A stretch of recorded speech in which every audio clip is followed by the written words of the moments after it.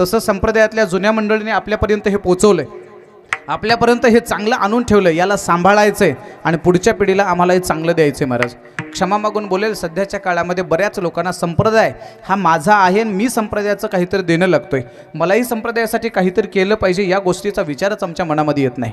कुठेतरी मी आणि माझा स्वार्थ यातच आम्ही दडलोय की काय, यातच आम्ही थांबलोय काय, याचाही विचार करणं फार महत्त्वाचं आहे. आणखीन पुढे बोलेल महाराज, तुम्ही जुन्या मंडळींची कीर्तन ऐका, जुन्या महात्म्यांची कीर्तन ऐका. महाराज जेवढी अधिकार संपन्न आहेत त्यांनी आपल्या वाणीचा दर्जा कधी खाली घसरू दिला नाही.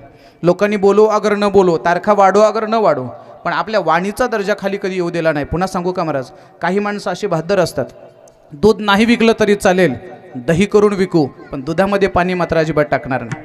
अशी तत्वाची माणसं असतात, पाणी टाकणारच नाही. जुन्या माणसांची कदाचित नियम कमी झाली असतील, जुन्या माणसांची कीर्तन कधी कमी झाली असतील, पण त्या माणसाने तत्वज्ञानाचा म्हणा किंवा संप्रदायाचा परंपरेचा वारसा कधी सोडला नाही.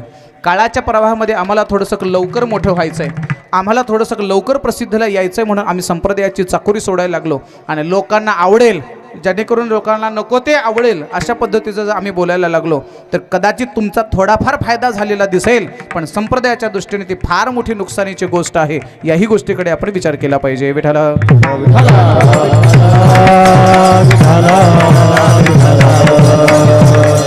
मी कशासाठी बोलतोय महाराज, कधी कधी आमच्या कीर्तन परंपरेमध्ये एखादा गायक नवीन असेल, एखादा नवीन कलाकार असेल, कीर्तनाला टाळ घेऊन उभा राहिला असेल, त्याचं प्रमाण समजा स्वरातून गेलं असेल, कदाचित एखादा शब्दाची उच्चार चुकीचा असेल, तर एवढ्या मोठ्या समाजाच्या समोर जर त्याचा अपमान केला, त्याला जर नाही ते शब्द जर आम्ही बोलायला लागलो तर पुन्हा तो आमच्याकडे कधी येणार नाही.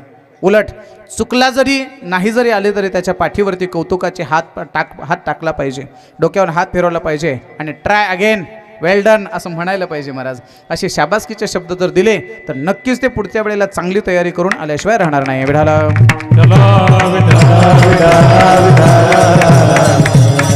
आणखी पुढे सांगतो, एक करायचं, कीर्तनकारांनी टाळकऱ्याचं उघडं पाडायचं नाही आणि टाळकऱ्याने आमचं उघडं पाडायचं नाही. महाराज असं जर एकमेकाचं झाकून घेतलं ना मग सगळं जमतं ना. आपल्या जर वाद सुरू झाला हे तर आपल्यावर टपलेलंच, म्हणजे ह्यांचंच नीट नाही ना आपलं काय नीट होणार आहे म्हणते झालं.